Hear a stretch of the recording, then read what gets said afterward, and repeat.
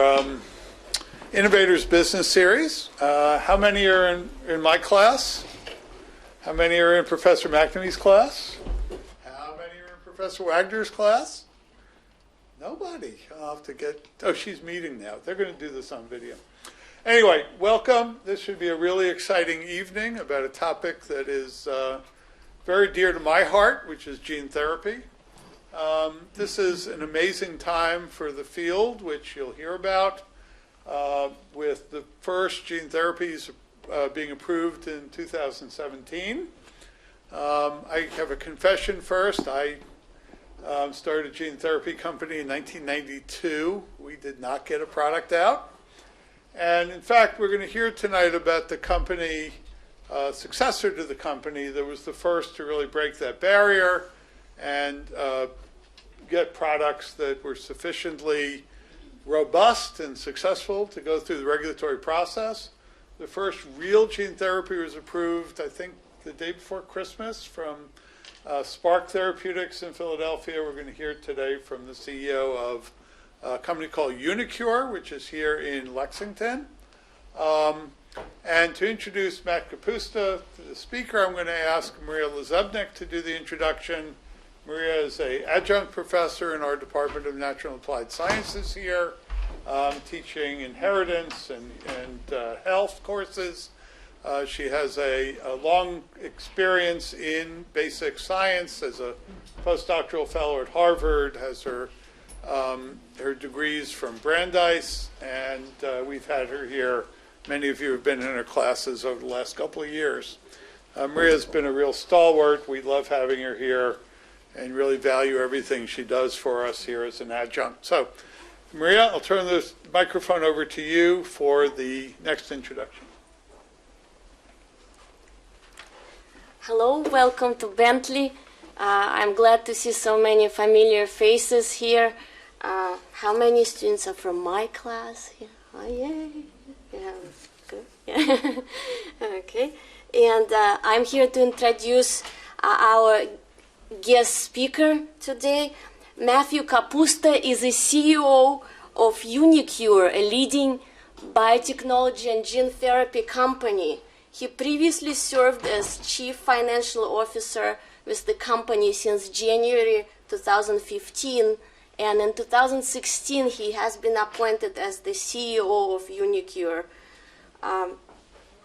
Previously, Mr. Kapusta was a Senior Vice President at AngioDynamics from 2011 to 2014, responsible for business development and strategic planning of national accounts. Prior to this, he served as Vice President at Smith & Nephews Orthopedics. Matt's career also includes more than a decade of investment banking experience focused on emerging life science companies.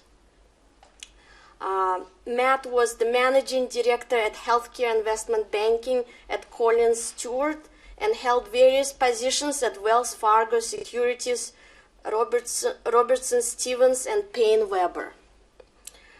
Mr. Kapusta holds a Master of Business Administration from New York University Stern School of Business, a Bachelor of Business Administration from University of Michigan's Ross School of Business, and earned his Certified Public Accountant license in 1996 while at Ernst & Young. And so without further ado, I'm going to give the stage to Matt, and he's going to talk about gene therapy and the transformative treatments that they're developing in gene therapy. Well, thank you. Thanks, Maria. Thanks, Fred, Danielle, and everybody else that was part of putting on this production. And thanks for everybody here for attending. It's a really large crowd, larger than I thought, but it's really great. I thought either they were giving free alcoholic beverage at the end of the session, but then I heard that you get extra credit for being here, and my ego got this big. So, well, you know, in the end, I know a lot of you, or all of you, are business majors, finance and accounting, which is near and dear to my heart, because while we'll talk about probably some of the highest science that is being developed today, I am neither an MD or a PhD. I've learned an incredible amount about our technology and the healthcare field in general, but I started in the finance and accounting field, like many of you probably aspire to. I was an accounting and finance major in undergraduate. I spent 4 years at Ernst & Young, where I was a certified public accountant, long enough to know that's not what I wanted to do. But it was an incredibly beneficial foundational experience for me. I went to business school, where I did actually an intern. My first foray into healthcare was I did an internship at Johnson & Johnson in the personal product group, where, believe it or not, I worked on a soy-based menopausal supplement. So I knew a lot about hot flashes, which was interesting, and I'll never put to use. And then I went through a career in investment banking, where I exclusively focused on healthcare companies, and had the luxury and the privilege of working with a lot of senior management teams and boards of directors, and then went into industry when everything collapsed, which I don't. You may recall, you may have learned about, but everything really collapsed in 2007 and 2008. I decided to go into industry, and I've been in industry for the last 11 years, focused on healthcare. So your path, or maybe some of what you aspire to do in terms of your career, I've been there and done that, so I'm looking forward to talking with you in more detail. So I'll try to go through this relatively quickly. I'll spend about 15 minutes just going through the field of gene therapy, which is becoming a reality. I think it was considered many years ago to be voodoo, but it's really a reality now, and we're getting to the precipice of where we're actually bringing transformational products to patients, which is in the end what we all are going to work every day to accomplish. If I could just ask the question, who has heard of gene therapy here? Okay. And who knows what it is? Okay, well, it's better than me when I was your age, but there's probably reasons for that. The field has evolved tremendously. And so uniQure has actually been in the forefront of making this a reality. And we are really, I think, one of the pioneers in the gene therapy field. As Fred may have mentioned, we were not called uniQure for the 20 years that we've been in existence. We were called Amsterdam Molecular Therapeutics. We became known as uniQure when we went public in 2014. The company, as I said, has been doing this for 20 years, is considered to be a pioneer in the field of gene therapy, and as we'll talk about, was the sponsor of the first ever approved gene therapy in the Western world with a product called Glybera. A lot of lessons learned with Glybera, but nevertheless, it was a huge achievement for the company and for the field in general. We have locations based in Lexington, Massachusetts, in Amsterdam, where the company was founded. We have deep roots in Europe, and we have a 55,000 square foot facility about 15 minutes away here, where we have some incredibly impressive manufacturing capabilities. We have about 200 employees, roughly split 50-50 in the United States and in Europe. As I said, we went public in 2014. We're listed on the NASDAQ exchange. We raised about $90 million. And in total, over the last 20 years, we've raised about $450 million. So an enormous amount of money just with one company that had the mission of really bringing these transformative gene therapies to patients. So a few facts about what we do. We predominantly focus on rare diseases, and there's an obvious reason for that, because when you're looking at using as a vehicle to modify or to introduce a gene, typically you're going to go after monogenic diseases. And what's amazing is that while there's about 20,000 genes that code for proteins in the human body, they've identified 10,000 of these coding genes that underlie monogenic disorders or some kind of disease. So while it's called rare disease, it's incredible that there's 30 million people in the world that suffer from rare diseases. So it is an actual, absolutely enormous opportunity and problem. And traditionally, up until probably about 2 decades ago, most of biopharma didn't really go after rare diseases. Why? Because they were extremely small patient populations, and it was very difficult to make that work commercially.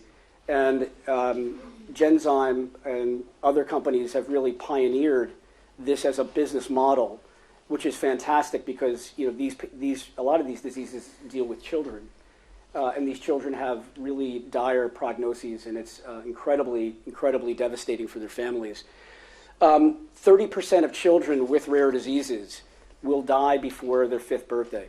So it's essentially a death sentence for a lot of these children. And what's incredible is that 95% of these diseases have absolutely no FDA-approved treatment. So they will find out either through prenatal or postnatal screening that these parents will find out their children have a devastating disease, and there's absolutely no medical options for them.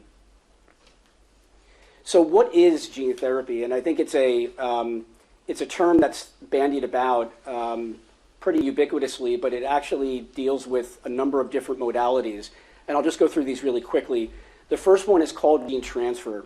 And this is when you essentially are identifying a missing or deficient gene within the body, and then you're going to introduce that gene into the patient, and the gene is transferred typically by a virus, which is its sole purpose in the life of a virus is to infect a cell and to introduce its DNA.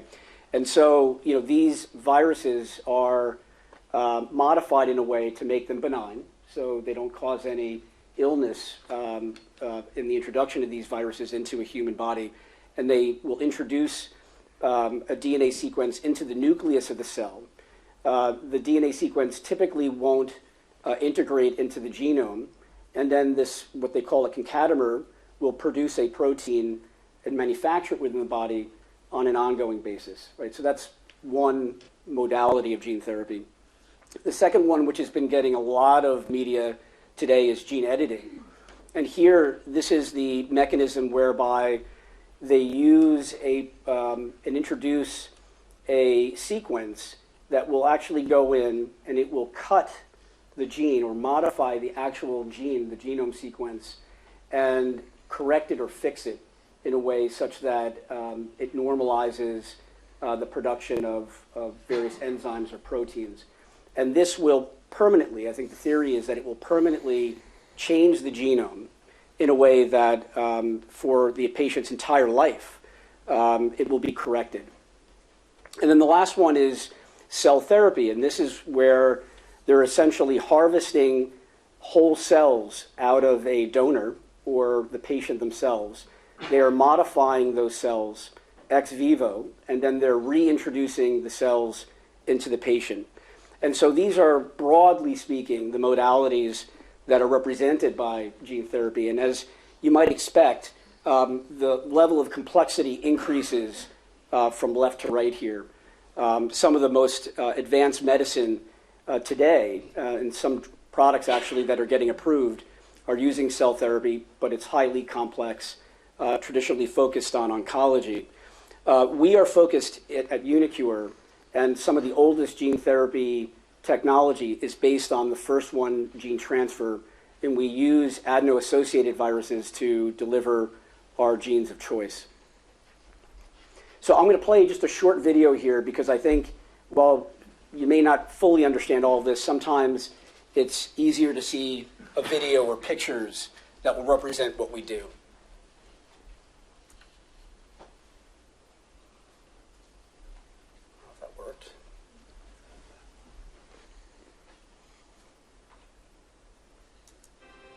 Gene transfer using carriers called adeno-associated viruses, or AAVs, can target specific cells to correct disease-causing improper protein function. Once inside the target cell, the carrier can provide copies of a gene that corrects the defective or missing protein function. To achieve this, AAV genetic material is replaced with a therapeutic gene to restore natural function of the disrupted proteins. A protein shell, called a capsid, encases the genetic material and helps target delivery to certain cells. Once within the target cells, the capsid is shed inside the nucleus to release its genetic material. The genetic material does not integrate into the cell's own DNA, but instead forms an episome. Episomes are not passed on to future generations of cells, thereby ensuring that the effect of the gene transfer is not passed on.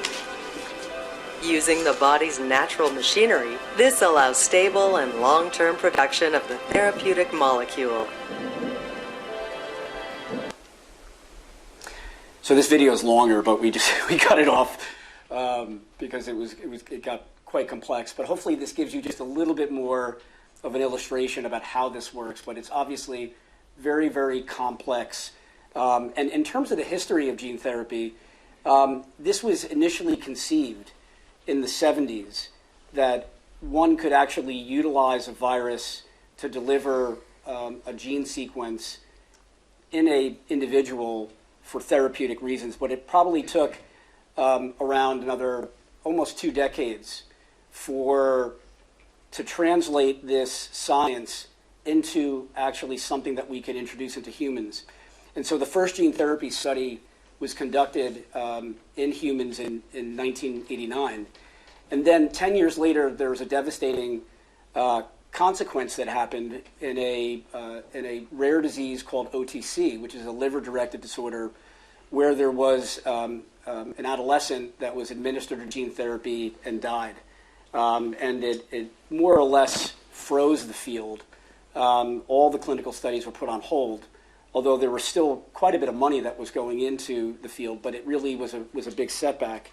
As I said, we were actually founded the year before this death, and we were the first approved gene therapy that was approved in Europe in 2012.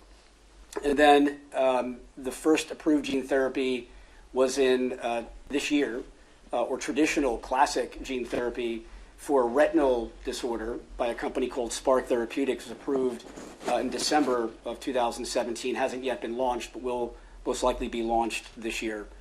And the projection is, if you look at the pipeline, and I have a slide on this next, there's over 2,500 completed, approved, or ongoing clinical studies in gene therapy.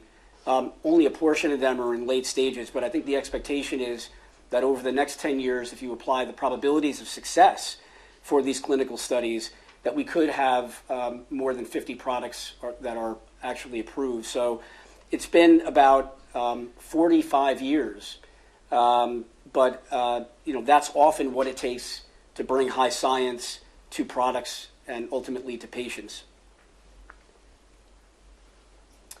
So today, gene therapy is a thriving business. A lot of it, I think, was a lot of the money or the investment and the enthusiasm was brought in after uniQure was able to show that it can get a product approved in a developed country. And not only approved, but actually reimbursed. The price of Glybera at the time it was reimbursed was for approximately $1 million a treatment. And I think there's a lot of lessons about that. It was right in the throes, or right before a lot of the pushback from governments and regulators about the pricing of therapeutics, which I think had some to do with the lack of success of Glybera. But nevertheless, the investors realized that there is a regulatory pathway, there is a commercial pathway for gene therapy.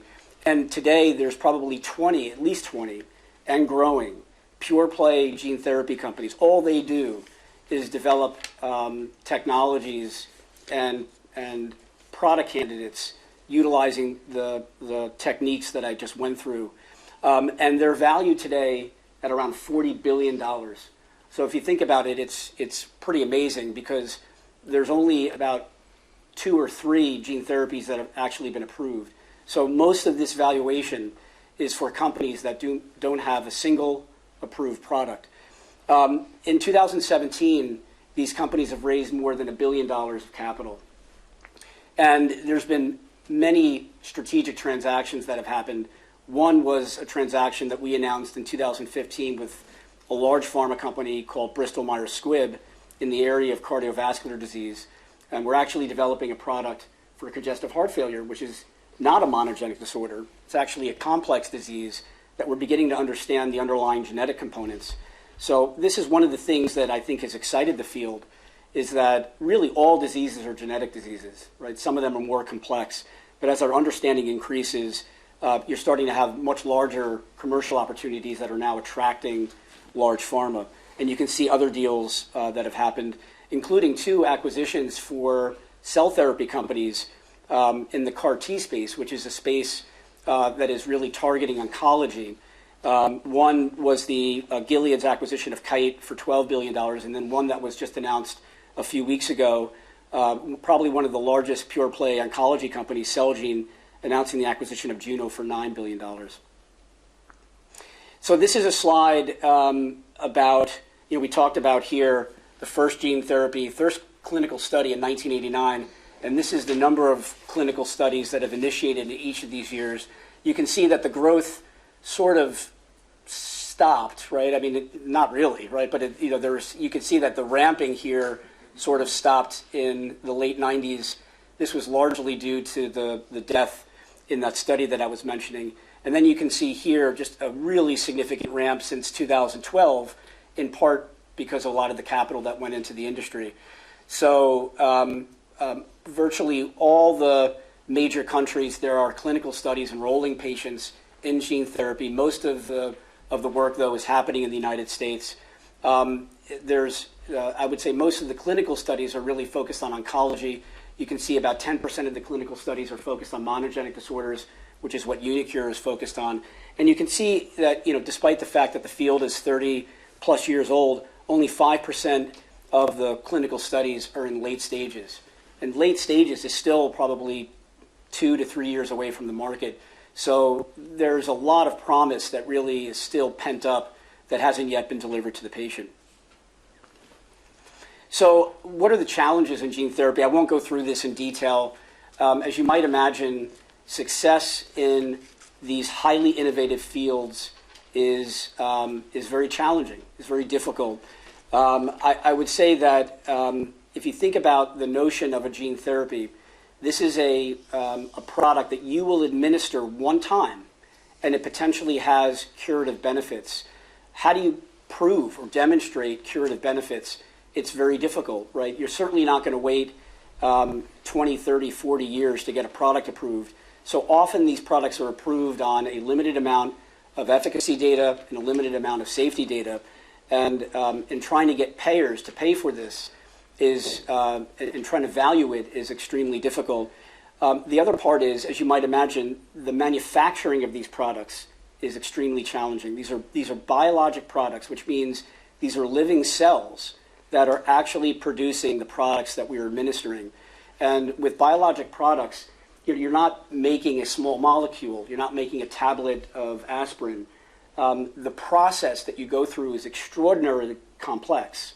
And the process is actually defined in part as the product. So if I manufacture my products in Lexington, I can't just start another facility and manufacture it across the street, because the process is different and the process needs to be validated. So these are extremely difficult, and uniQure has invested a very significant amount of money in developing manufacturing capabilities, because in the end, that is going to be absolutely critical to bring safe and robust products to the market. And then, of course, commercial is extremely challenging, right? Why is it challenging? Well, think about it. If you are administering in one procedure a product that's going to have potentially curative benefits, how do you get somebody to pay for that? How do you get somebody to value that? We chose, or our partner chose in Europe, to have a bolus payment up front to monetize that value. But that often leads to a very high price tag, especially for indications where there's small numbers of patients. So, but in the United States, where you have patients that are mobile in terms of who their insurance companies are, you can't really have a payment model where you're paying some kind of annuity. There's a lot of talk about paying for performance, paying for efficacy. we'll pay you every year that your product is demonstrating efficacy. But how do you do that when a patient can get a procedure approved by one insurer and then move to another carrier that doesn't approve that treatment? So there's a lot of complex issues that we have to really surpass in order to make this a success. And that's really, I guess, how, I'll go into that afterwards about how we solve that. I talked about manufacturing at uniQure. We've spent the last 10 years in developing manufacturing capabilities, and we've probably put in more than $150 million of the amount we raised into developing our capabilities. But we today have GMP qualified manufacturing at commercial scale. And believe me, that is extremely difficult to develop. And we're probably, in my view, I think we have some of the leading capabilities in manufacturing. And as I said, this is about 10 miles up the street, and we've demonstrated last year our ability to manufacture multiple gene therapy products using the same underlying process.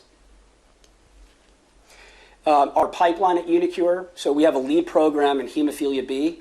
That program is ready to move into a pivotal study. We also have a program in late-stage preclinical studies in Huntington's disease.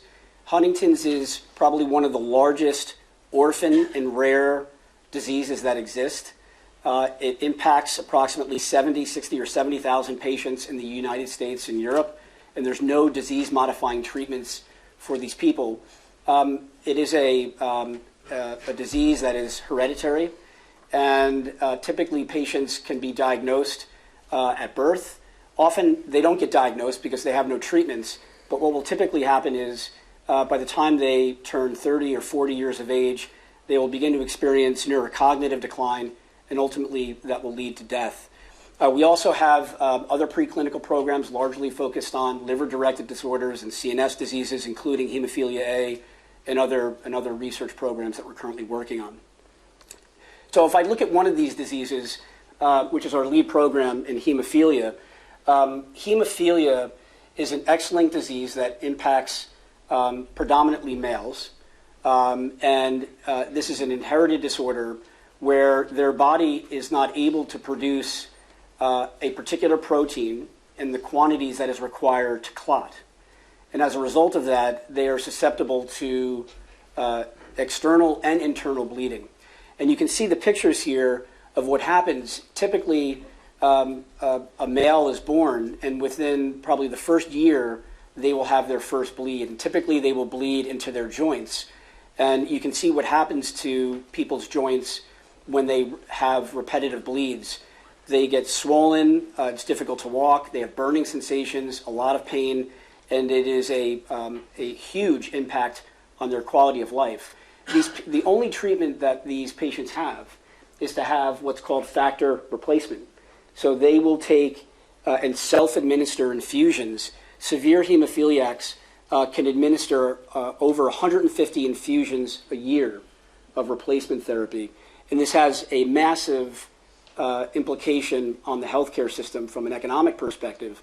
The average cost to provide therapy for a severe hemophiliac could be up to $500,000 a year, and this is for the rest of that patient's life. And many of these patients across the world are simply not adequately served. You can see here the statistic that 75% of patients do not get adequate factor IX replacement therapy. So this is a ripe indication for gene therapy because we're developing a product that after a 30-minute IV infusion has the potential to provide lifelong benefit where a patient no longer is requiring exogenous factor IX replacement therapy. And so this is actually a patient. His name is Leon Buys. He's a patient in our phase 1/2 study that we completed last year. And Leon was a severe hemophiliac. He was diagnosed as a toddler, and he was told by his doctors that he would be requiring factor IX replacement therapy, these infusions that I was talking about, for the rest of his life. And after the administration of our product candidate called AMT-60, we were able to increase his levels of factor IX in circulation to a point where he no longer requires factor IX therapy or replacement therapy. And what's incredible is that despite the fact that he was taking 150 infusions a year, he's actually bleeding less. We've actually stopped his bleeding, and despite the fact that he no longer requires replacement therapy. So it's incredible. When we did this photography, we had a chance to speak with Leon, and he was telling us how much this has transformed his life, how he can now be active with his children, ride his bike, whatever he wants to do, go to the gym. He's not normal, okay? So he is still a hemophiliac, but he now has a quality of life, and the healthcare system no longer has to supply this very expensive therapy. So how do we break down the barriers? So as I talked about, gene therapy requires a new paradigm. So typically, products are manufactured and products are taken, and they're taken chronically to address a disease for as long as somebody has the disease. And that's a business model for biopharma. It's a business model that makes a lot of money. When you're now producing a gene therapy that is going to be administered once and potentially be curative, it provides a lot of challenges, as we talked about before, commercially, as well as from a regulatory perspective. There's a lot of stakeholders involved. You have patients, you have providers, you have insurers, you have the sponsors like we have, you have the families of these patients, you have the regulators, right? All of these stakeholders have to work together because the power and the transformative capability of gene therapy is just simply too large. The regulatory and policy has to keep pace with the technological innovation. So, when we go and meet with agencies, we talk about trying to get our products approved, we're educating them, right? They're trying to figure out, what is the safety of this? How do we approach safety from a preclinical standpoint? How do we test it in animals? How should we test it in humans? How much efficacy data do we need, right? We're educating them. And I think there's now become a much more clear and transparent pathway, but it has to continue to evolve. And then, of course, in the end, patient advocacy is critical. These are a lot of these monogenic disorders are rare and orphan diseases. They have very tight-knit patient communities. We can't afford, we can't enroll studies to show statistical significance, right? I mean, the hemophilia impacts maybe 10,000 patients in the United States and Europe. And if we were going to do a clinical study to show statistical significance, it would take potentially hundreds of patients. You can't enroll that many patients in a study. So the advocacy from the patients and their families to try to get these products approved as quickly as possible, we have to ensure they're safe, but to get them approved as quickly as possible is critical because of people like Edwin, who's another patient in our clinical study. So with that, hopefully you have a little bit of a better understanding of gene therapy and the promise that it holds. And I guess we'll take a pause now and we can have a little bit of a Q&A session.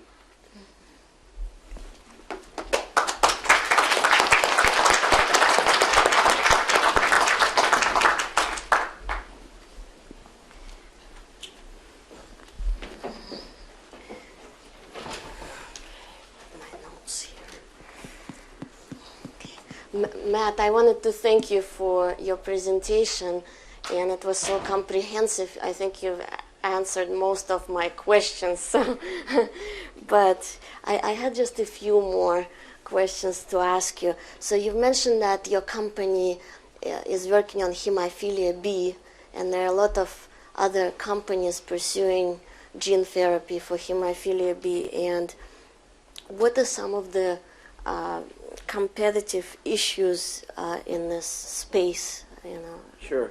So, one of the reasons why people are going after hemophilia is it is a very clear monogenic disorder.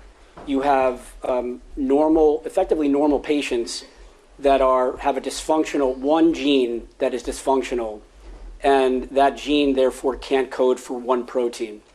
And what's interesting about hemophilia is you can have profound clinical benefits from taking a patient that has 1% of normal levels of this factor, this clotting factor in their blood, to just 5 or 10% of normal.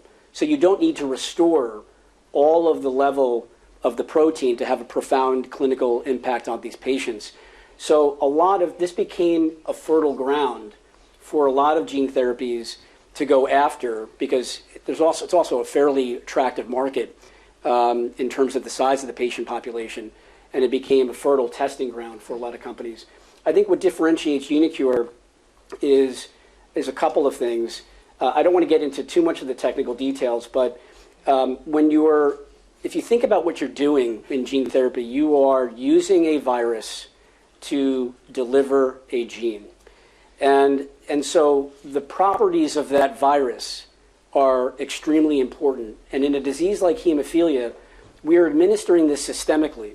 So we're not going directly into the liver and putting it into the liver. We're doing an IV infusion, and we're exposing the entire body to that virus.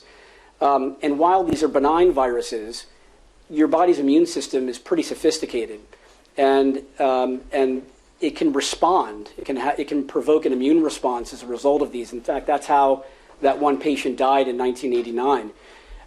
And so we're using a particular virus. It's called AAV5.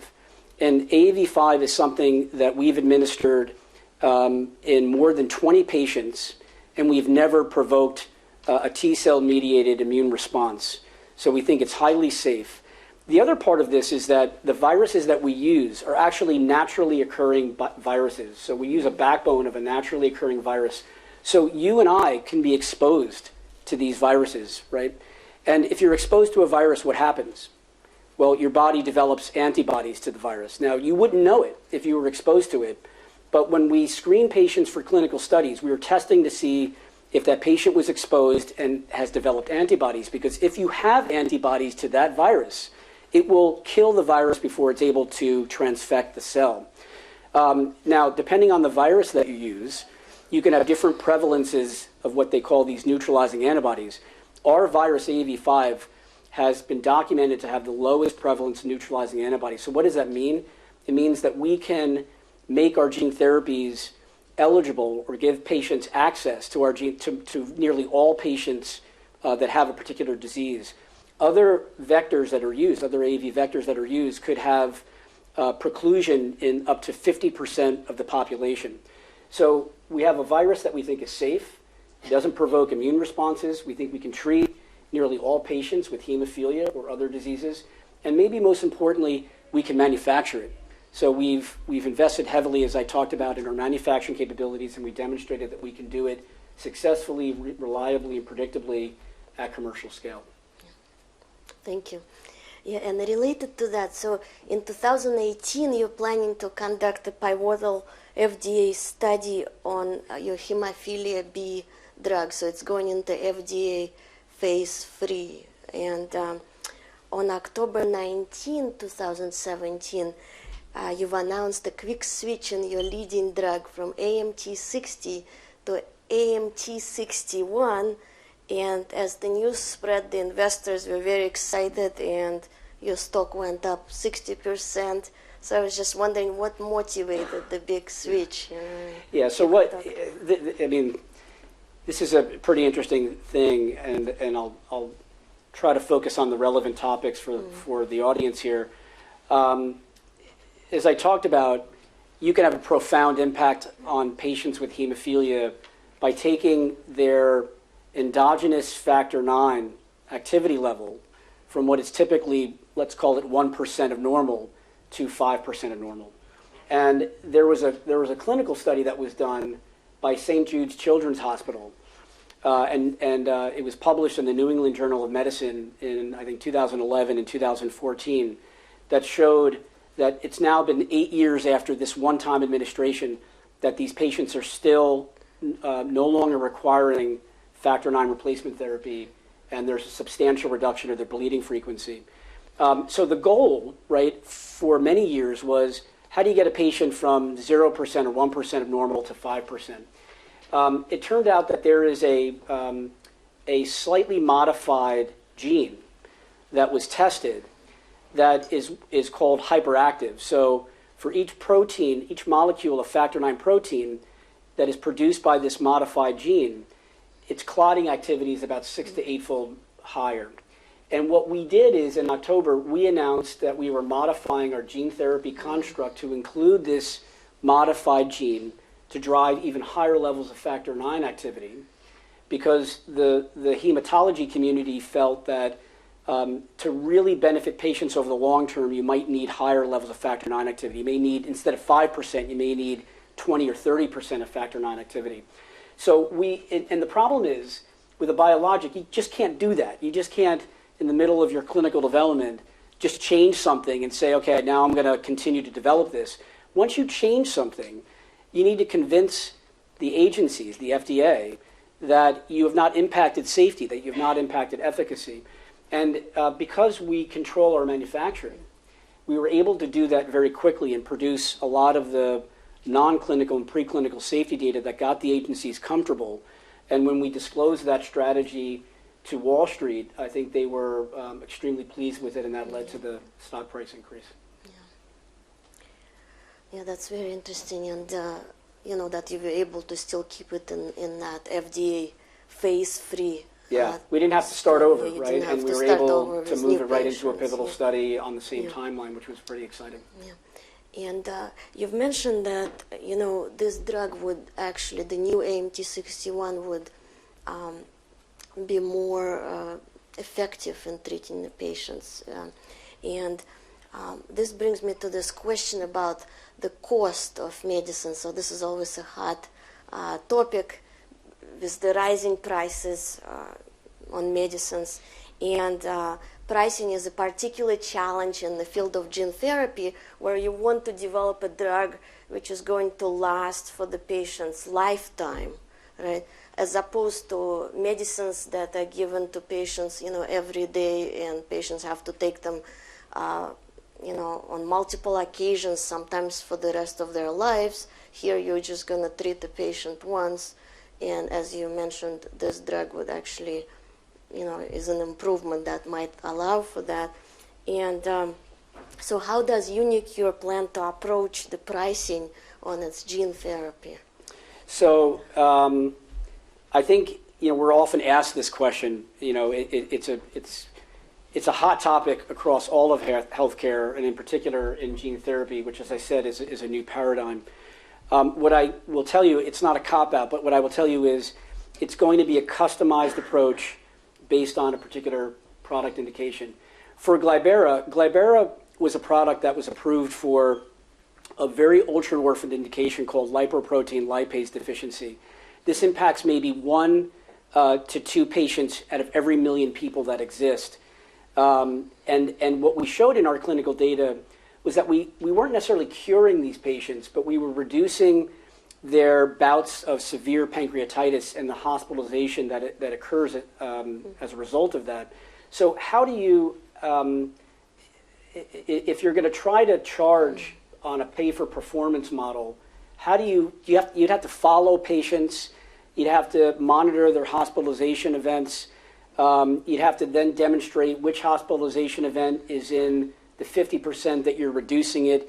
It's extremely difficult. So in that particular one, our partner chose to get a bolus payment up front of $1 million, right?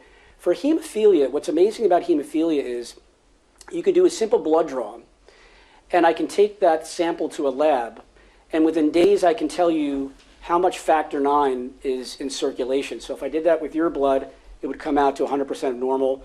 If I did that to a patient that we treated with AMT-60, it would be, I don't know what it is, right? It'd be 10, 20%, 30%, maybe higher. But the bottom line is we can demonstrate very quickly if the product is working, because you have a surrogate, right? Factor IX activity is a surrogate for the clinical benefits of the product, which is a reduction in bleeding frequency. So on that particular indication, you may begin to think about, with the payer community, a means of tracking patients and monitoring patients and having some kind of pay-for-performance model. So it's going to be, the bottom line is it's going to be customized. But in terms of the pricing, all I can point to is, if you are providing a lifelong cure, and we don't know if our product's going to work for a lifetime, but even if it worked for 10 years, and that patient requires, just for easy math, $500,000 of product that they no longer require after the administration of our gene therapy, on just one patient over 10 years, you're saving the healthcare system $5 million. Now, can we charge $5 million up front? Probably not. I don't think that would be digested or appetizing for the payer community. But it just goes to show you of how much the value of a product that has long-term durable efficacy can be. Yeah, and you just mentioned Glybera, so I wanted to mention it. You spoke about it during your presentation, but so you represent the company which has done this pioneering effort, and I would say paved the way for this 2.0 gene therapy companies to go and get their drugs approved, and Glybera was developed, and it will always remain a milestone in medicine and in biotechnology. And it was developed to treat, like, as you mentioned, LPL deficiency, which is a form of high cholesterol. And you may have already talked about this, but why did you decide to not pursue this drug? Yeah, so this was probably one of the hardest decisions I've ever had to make, which is, we're in the business of bringing novel therapeutics to patients to help patients, and I actually had to decide that we were going to withdraw or not pursue the renewal of the license of Glybera. And there's a lot of reasons for that. I think the biggest reason is when you think about highly innovative fields, and this is the same thing for monoclonal antibodies, which is another technology platform that was probably 20 years ahead of gene therapy, the first products that get to market are typically validation cases in very high unmet needs in small patient populations.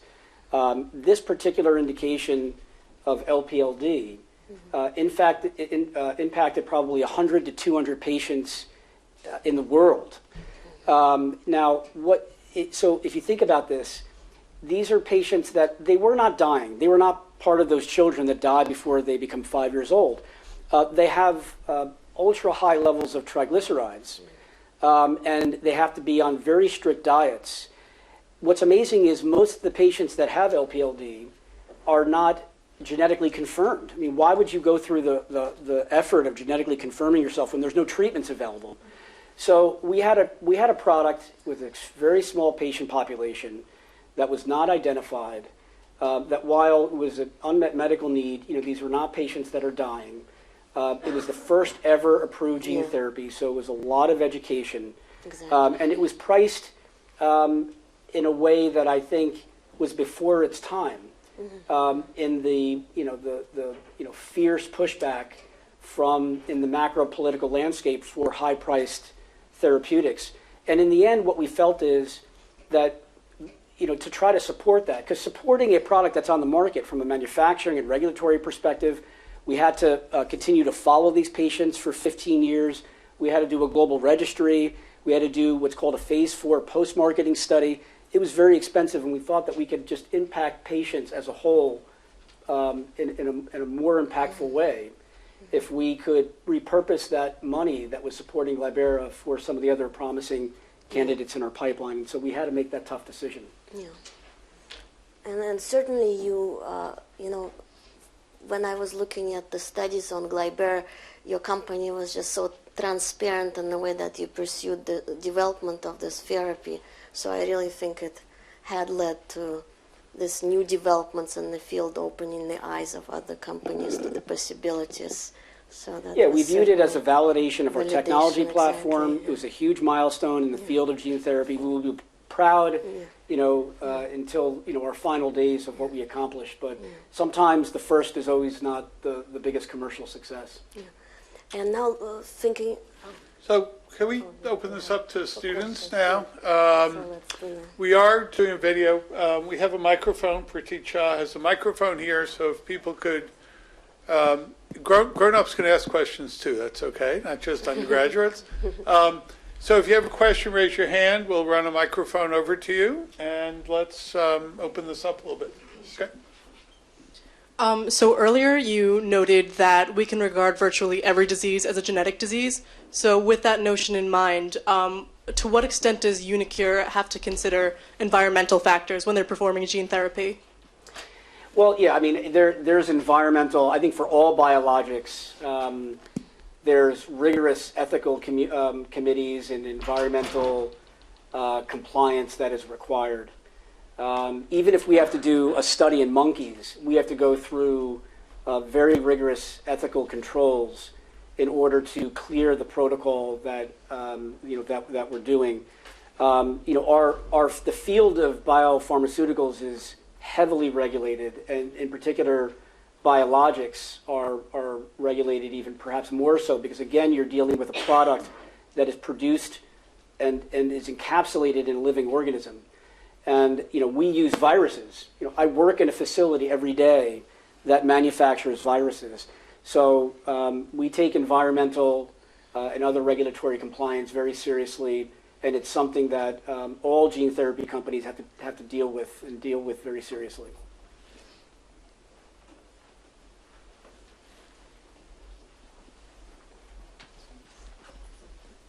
Sorry, so I actually work in a gene therapy company, so I have a question about sort of why Glybera was approved in Europe and that you didn't necessarily pursue approval in the US, and there was that sort of 5-year gap between when Europe approved the first gene therapy and the US did, which was just about a month ago or so. So I guess I was just kind of interested in hearing about sort of the regulatory obstacles that may have led to that gap in time.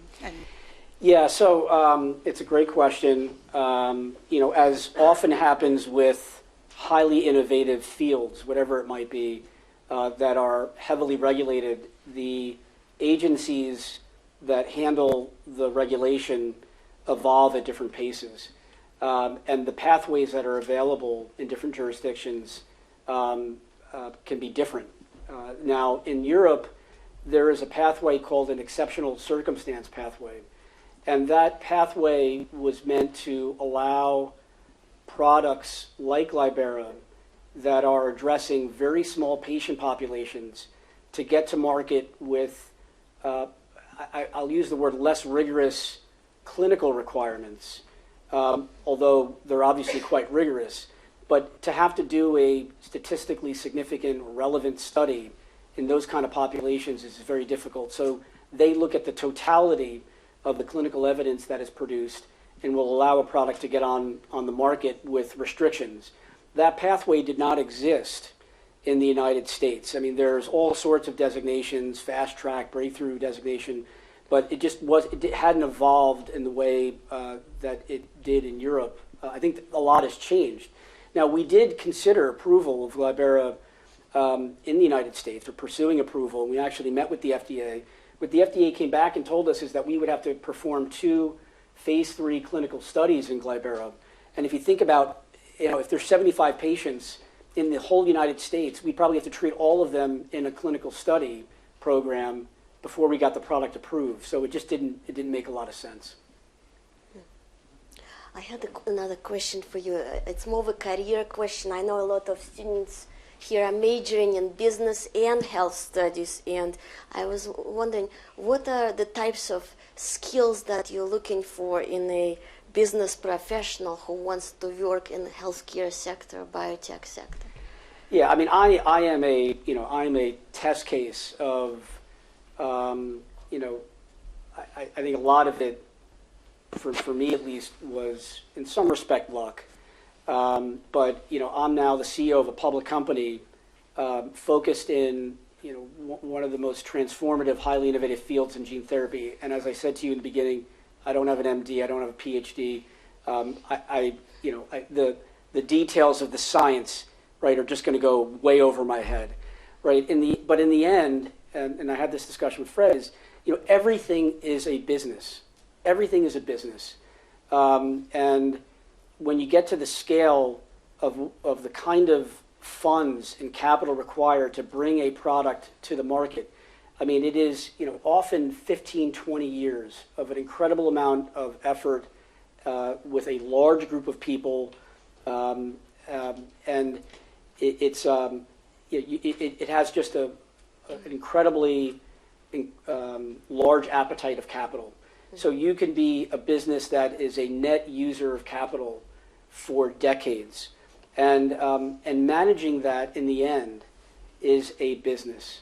And so, I think the way I look at, at least my career is that, the foundation, what you're learning in class about finance and about capital markets and about, accounting and profit and how to read financial statements.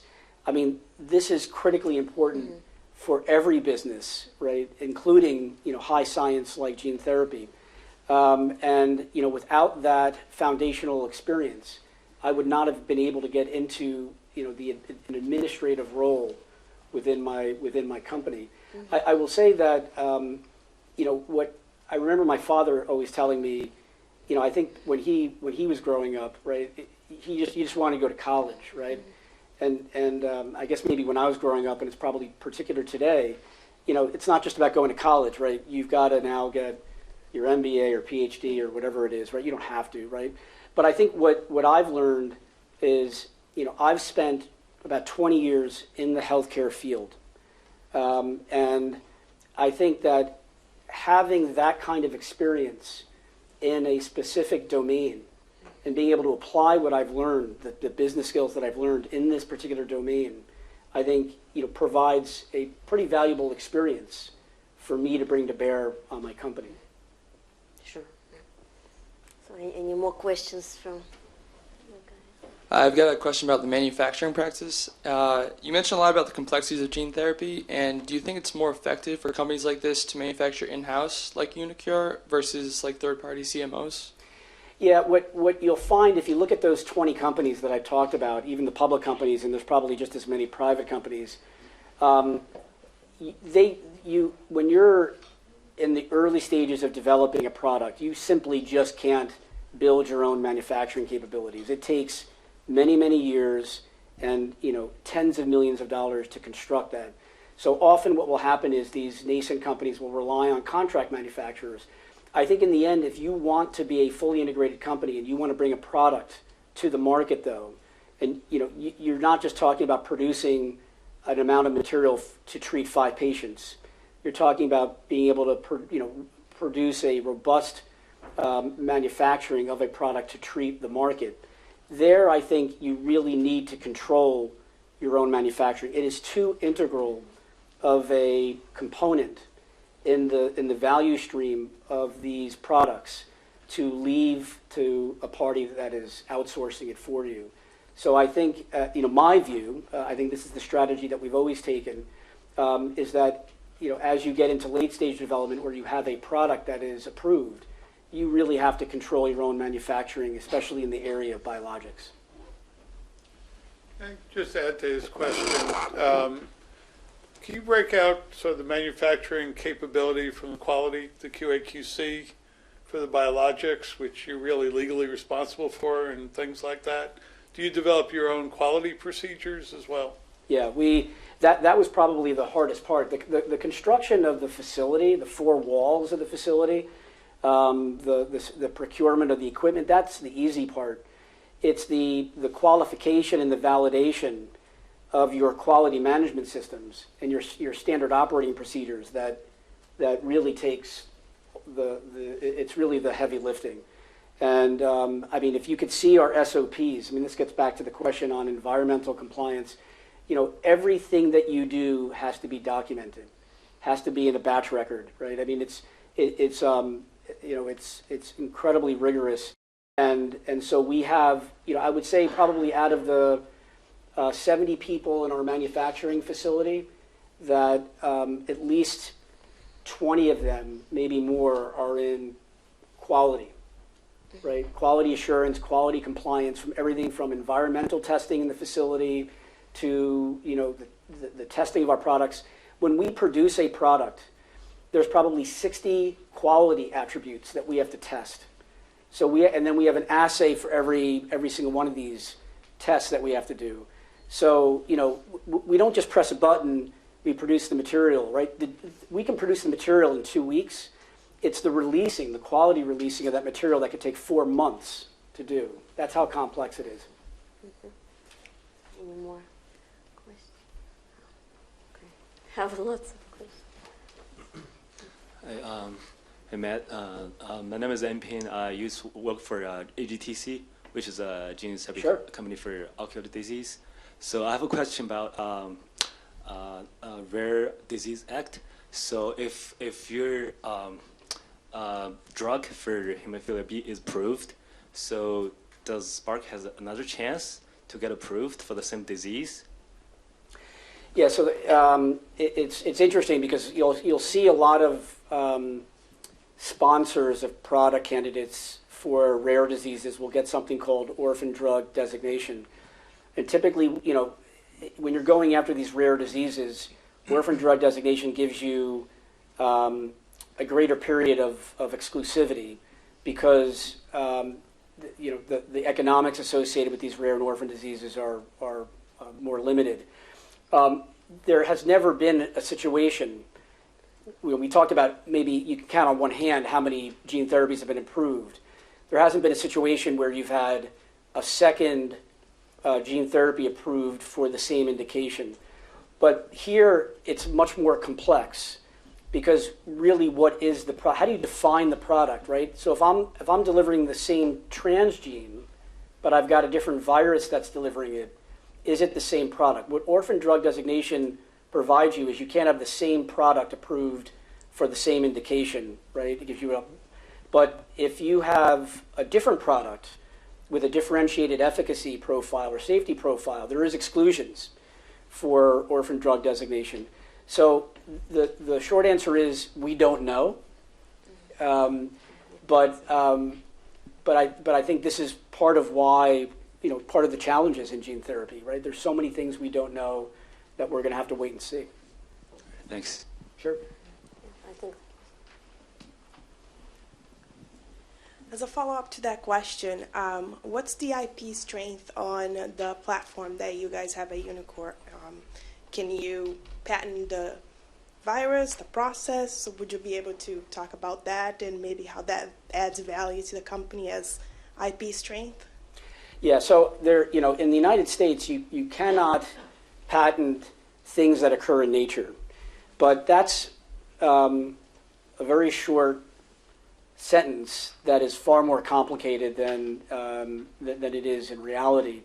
The reality is you can patent viral vectors, right? The AAV vectors that we use because they're modified in a way that enables their use within a therapeutic context. The same thing holds true for the transgene.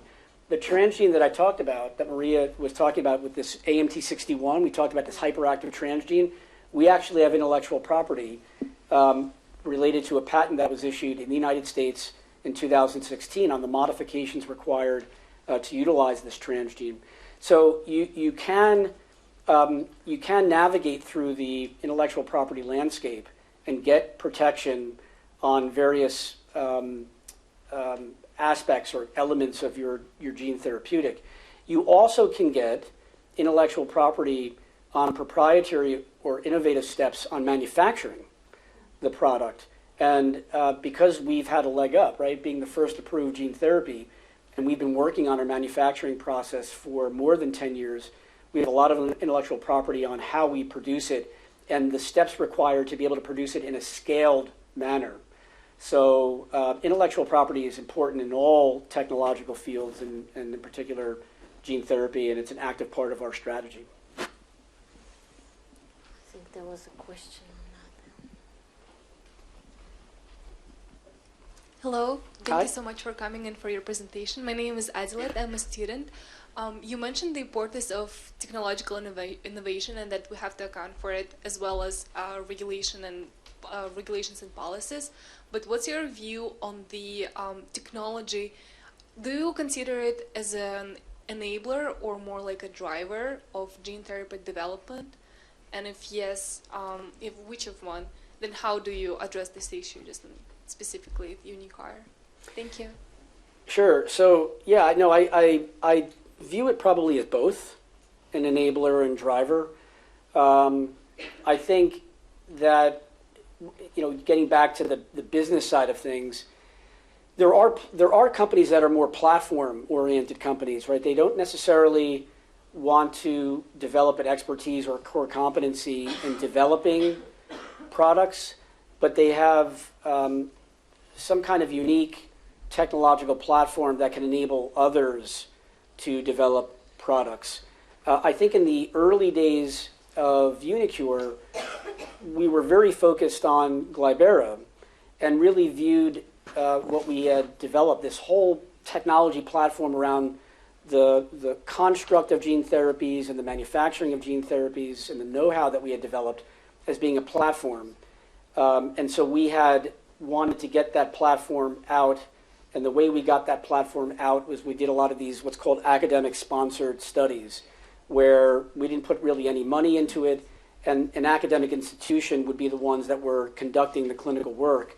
That is not our strategy today. Our strategy today is, yes, we have a platform that can enable product development, but we want to drive our own product development. That is where I think that is a model that is appetizing for us. We think it's a model that is appetizing for our investors to develop our own products and retain the economics associated with those products in specific territories, in particular the United States. Thank you.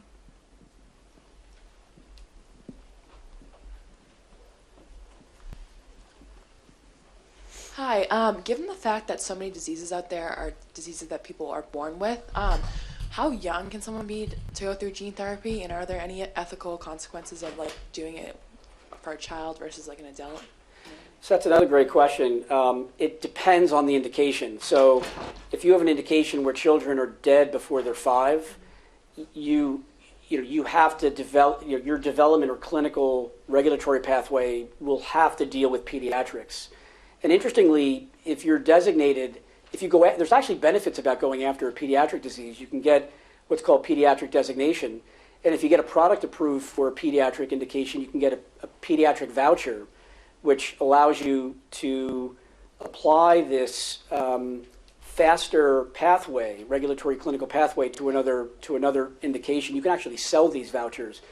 So to answer your question, it depends on the indication. For hemophilia, where you have an existing therapy for those products, the regulatory agencies will require you to develop it and get it approved and tested in adults, and to develop a long-term database of safety before they will allow you to go into pediatrics.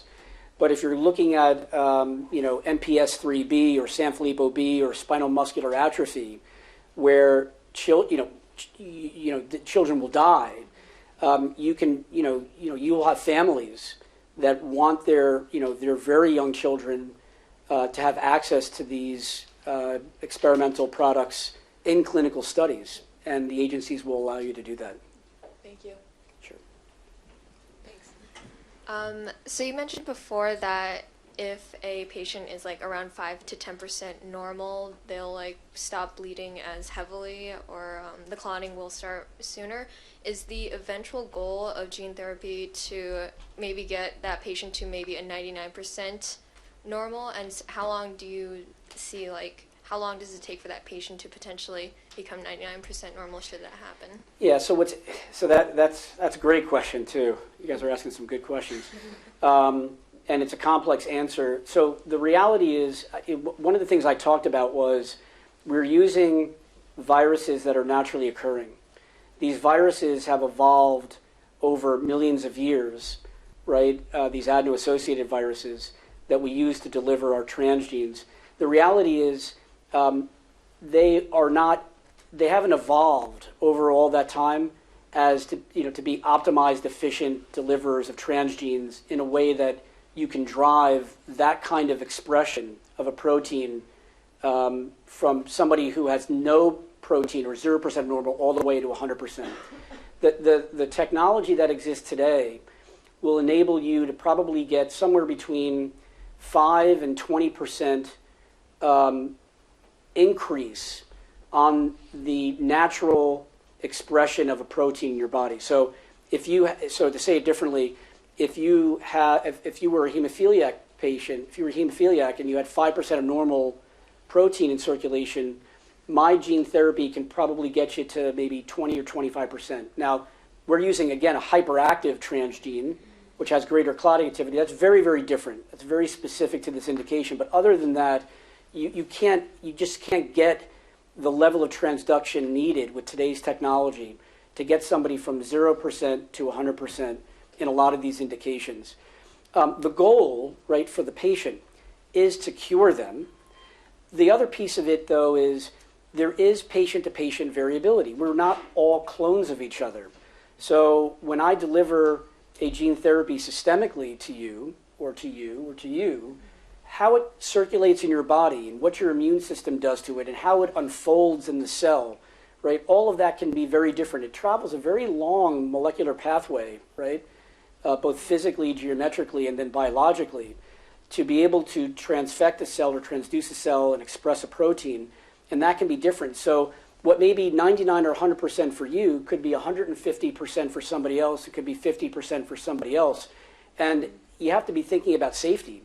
So, there is concern that if you generate 150 or 200% of normal clotting activity in a patient, that you can generate thrombosis in a patient. You can clot when you don't want to clot. So, yeah, I'd like every patient to be at 100%, but, the technology, has got to evolve, and we have to better understand the patient-to-patient variability so that we can control safety. So that's kind of a long answer to a good question. Thank you. Sure. So one last question maybe, and then.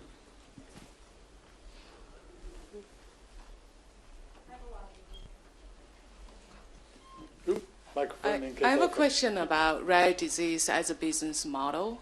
You mentioned Genzyme started, and then now there are a bunch of companies like BioMarine who focus on rare disease, but the prevalence level is very small. So how does it make commercial sense? Well, so what's interesting about rare diseases is, especially today, and it wasn't always like this, but today there is a clinical and regulatory pathway to get a product that is addressing a rare and orphan disease on the market in a more rapid way, where you can develop studies with fewer patients. Those studies can complete faster, and the cost of those studies is less. So if you think about the business model, right, is generating profits, and you've got to, all drug development is you got to make a big investment up front. If you can get a product on the market more rapidly, so you get to revenue more rapidly, and the cost of development is cheaper, that's one side of the equation. And then the other side of the equation is pricing. And I think that the payer community has accepted that for indications that have a very small prevalence, they will accept a bigger pricing umbrella. So if you're developing a new cholesterol medication for tens of millions of patients, you're not going to be able to charge hundreds of thousands of dollars. If you're generating, or developing a product for thousands of patients, the payer community can absorb a higher price. So you have faster pathways to market, cheaper cost of development, and then, greater pricing leverage, and that's how these companies were able to generate a business model. So I'm going to ask one last question. One of the things that stumps our students the most is they take many classes on how to value companies based on revenues. And if you're doing great, you'll have product revenues in 3 to 5 years, but it may be 10. How do you tell your investors to value your company? Well, look, I was a banker for 10 years, so I did, and I focused on mergers and acquisitions. So I unfortunately had the unenviable task of having to try to value these companies. In the end, I think, you guys all know this, right? There's two ways to do it. You can project a long, long way out in the future and try to develop, a cash flow model and discount that back and probability adjust and risk adjust the model.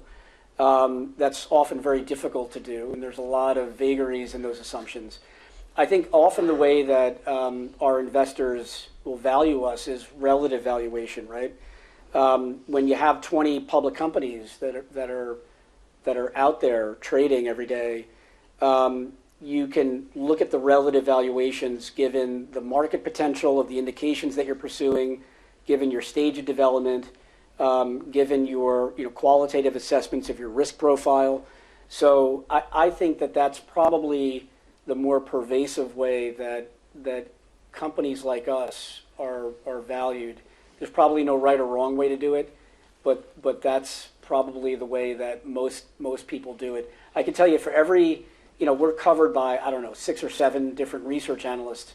All the research analysts have financial models in their notes, and they're all over the place.